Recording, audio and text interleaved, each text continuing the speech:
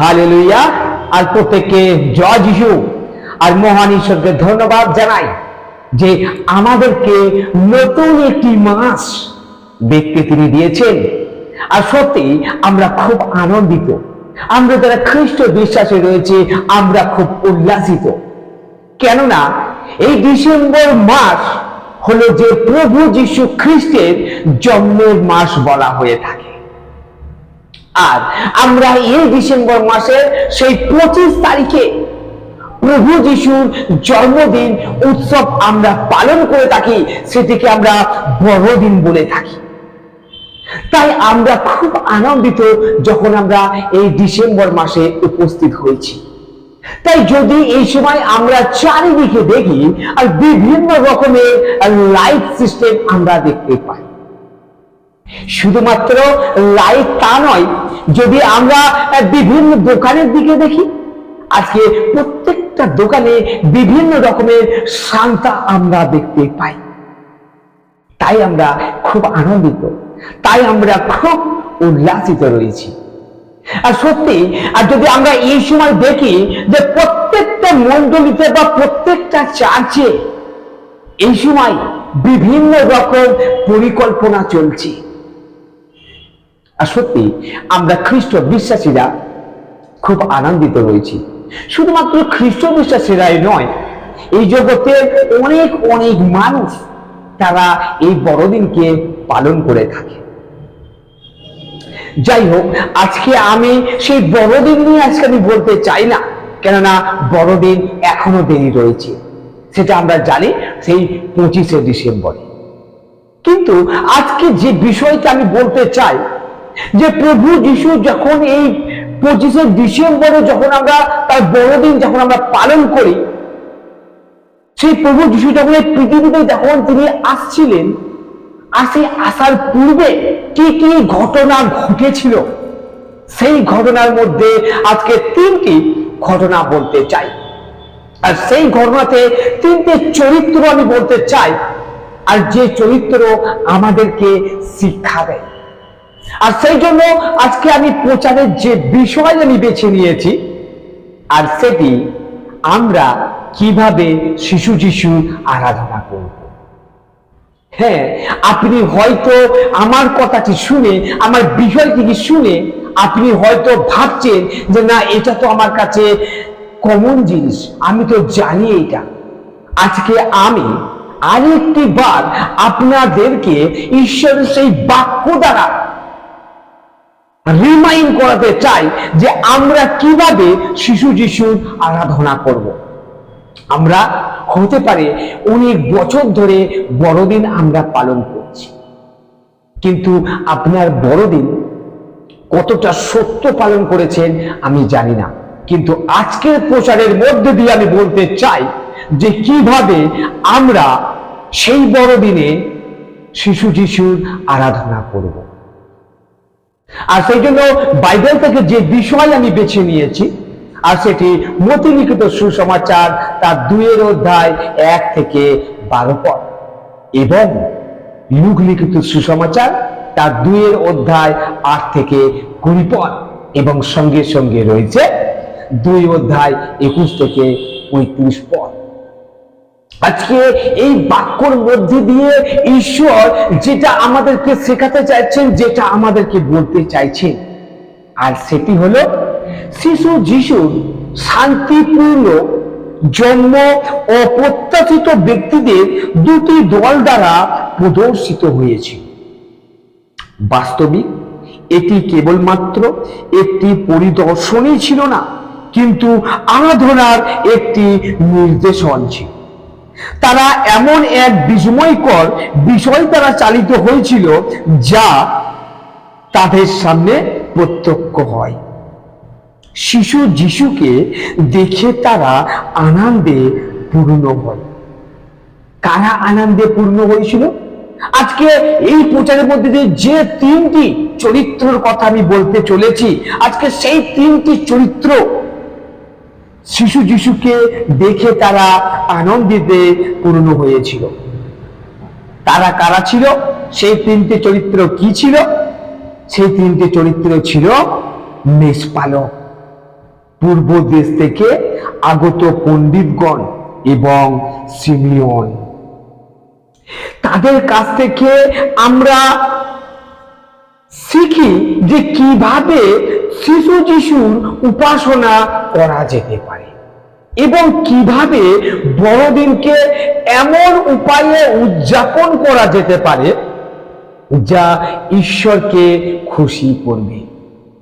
আপনি হয়তো হতে পারে এতদিন ধরে আপনি যে বড়দিন আপনি পালন করে এসেছেন, হতে পারে আপনি এতদিন ধরে যেভাবে প্রভু যিশুর আরাধনা করে এসেছিলেন, আজকে আমি বলতে চাই এই প্রচারের মধ্যে দিয়ে যে তিনটি চরিত্র, সেই তিনটি চরিত্র কিভাবে প্রভু যিশুর আরাধনা করেছিল, যে আরাধনায় প্রভু যিশু আনন্দিত হয়েছিল, খুশি হয়েছিল, আজকে আমরাও সেই তিনটি চরিত্র থেকে শিখব এবং শেখার পরে সেই বড়দিনে সেইভাবে যেন আমরা প্রভু যিশুর আরাধনা করতে পারি, তাহলে প্রভু যিশু খুশি হবেন।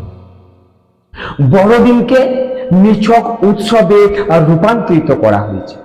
এটি তার ধর্মীয় এবং আধ্যাত্মিক তাৎপর্যপূর্ণ চরিত্রটি হারাচ্ছে। আসুন আমরা আধ্যাত্মিক তাৎপর্যকে স্মরণ করে বড়দিন উদযাপন করি। আজকে সেই প্রচারের যে তিনটি চরিত্র, তার মধ্যে প্রথম যে চরিত্র সেটি হলো মেষপালক, অর্থাৎ যেটাকে আমরা রাখাল নামে চিনি। কিন্তু আজকে এই বিষয়টির উপরে সত্যি অবাক হয়ে যাওয়ার একটি বিষয় আজকে আমরা রয়েছি।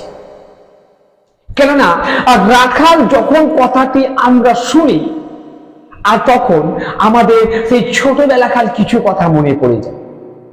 যখন আমরা স্কুলে গেছি বা যখন আমরা টিউশন ক্লাসে গেছি, যখন আমরা পড়াশোনা পারতাম না, আর তখন স্কুল টিচাররা আমাদেরকে ঠিক একইভাবে বলতো, তারা যাও দুটো গরু কিনে তুমি চড়াগে যাও, দুটো ছাগল কিনে চড়াগে যাও। অর্থাৎ আমাদেরকে সেইভাবে রাখালের সঙ্গে আমাদেরকে তুলনা করা। তার মানে আমরা বুঝতে পারি যে রাখাল মানে কাদেরকে বলা হচ্ছে?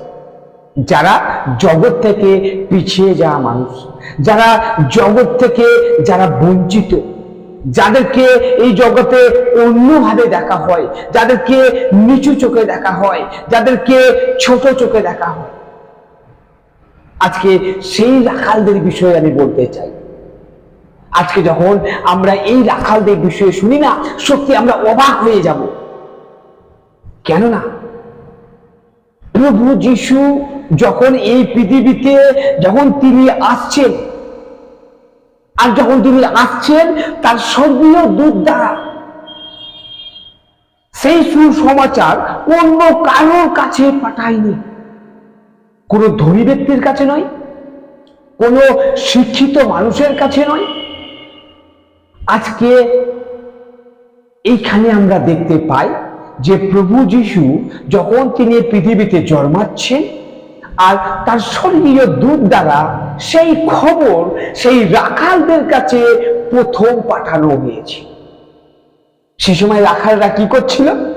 সে সময় রাখালরা দিনের বেলায় তাদের মেষ চড়ানোর পরে তারা যখন ক্লান্ত হয়েছিল, আর তাদের মেষদেরকে সেই রাতের বেলায় একটা জায়গায় রেখে, আর শীতকালে সেই সময় তারা একটা আগুন করেছিল, আগুন করে আর চারিদিকে তারা বসেছিল।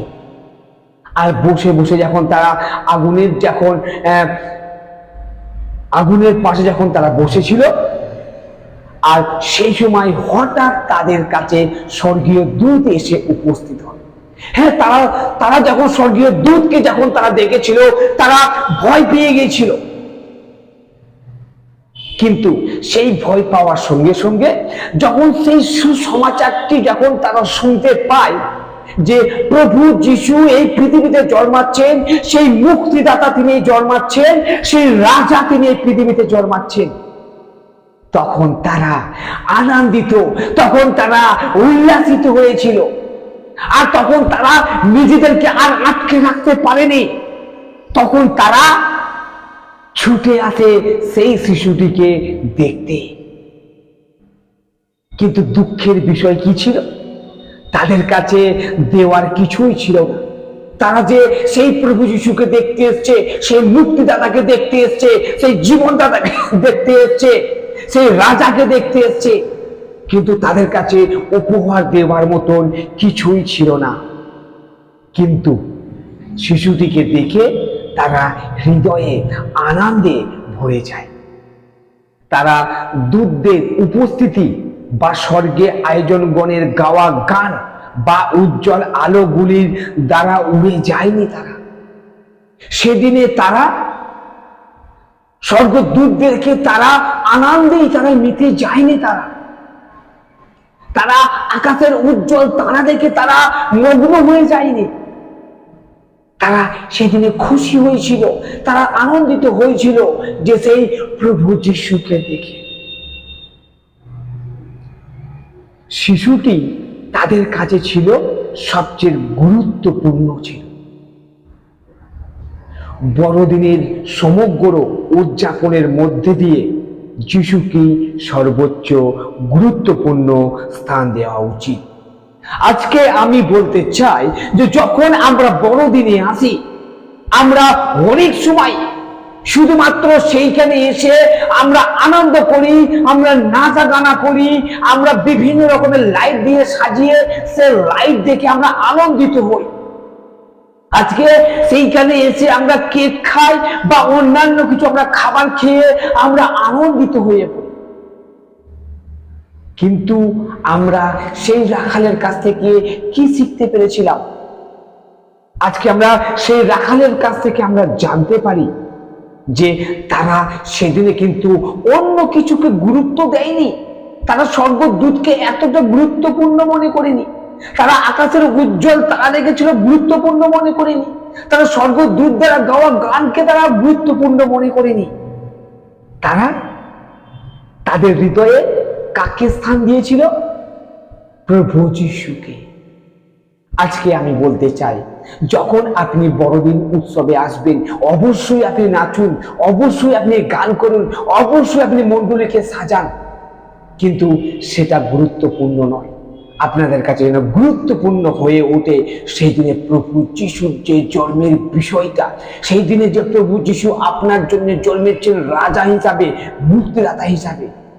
আপনার হৃদয়ে প্রভু যিশুকে গুরুত্বপূর্ণ দিন। দ্বিতীয় যে চরিত্র, আর সেই দ্বিতীয় চরিত্রটি হলো পণ্ডিতগণ।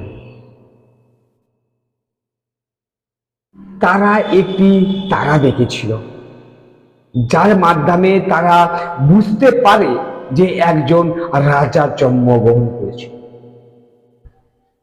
সেই সময় পণ্ডিতরা তারা আকাশের দিকে একটা উজ্জ্বল তারা তারা দেখতে পেয়েছিল, আর সেই উজ্জ্বল তারা দেখে তারা বুঝতে পেরেছিল যে একজন রাজা তিনি জন্মগ্রহণ করেছেন। তারা তারাটির অনুসরণ করতে করতে নতুন জন্ম নেওয়া রাজার সন্ধান করতে আসে। তারা যখন সেই আকাশের দিকে একটা উজ্জ্বল তারা যখন দেখতে পেয়েছিল, আর সেই উজ্জ্বল তারাটিকে তারা স্মরণ করতে করতে হাঁটতে হাঁটতে তারা কোথায় চলেছিল? তারা চলেছিল যে সেই রাজার সন্ধান করতে। কোন রাজার কথা এখানে বলছি আমি? সেই প্রভু যিশুর কথা আমি আজকে বলছি। সেইখানে সেই প্রভু যিশু যে তিনি জন্মেছেন, সেই তারা দেখে তারা বুঝতে পেরেছিল, তাই তারা সেই উজ্জ্বল তারাকে অনুসরণ করতে করতে কোথায় তিনি জন্মেছেন আর সেটা তারা খুঁজতে চলেছে। যখন তারা যিশুকে পেল, তারা আনন্দে পরিপূর্ণ হয়ে গেল। সেই পণ্ডিতরা যখন অবশেষে প্রভু যিশুর কাছে এসে পৌঁছেছে, যখন সেই শিশু যিশুকে যখন দেখতে পেয়েছে, আর তারা আনন্দে পূর্ণ হয়েছিল এবং তারা সেই শিশু যিশুর জন্য তারা উপহার এনেছিল, আর সেই উপহার তারা দিয়েছিল। আজকে সেই পণ্ডিতদের কাছ থেকেও আমরা শিখতে পারি। কি শিখতে পারি? যে কিছু দেওয়ার মাধ্যমে আরাধনা করা যায়। কিছু দেওয়ার মাধ্যমেও আরাধনা করা যায়। তাই আজকে যখন আপনি প্রভু যিশুর কাছে সেই বড়দিন উৎসব যখন পালন করতে আসবেন, আপনি যদি পারেন, আপনার যদি সম্ভব হয়, আপনিও সেইভাবে প্রভু যিশুর আরাধনা করতে পারেন বা বড়দিন পালন করতে পারেন। তৃতীয় যে চরিত্র, আর সেটা হলো শিময়োনের কাছ থেকে শিক্ষা।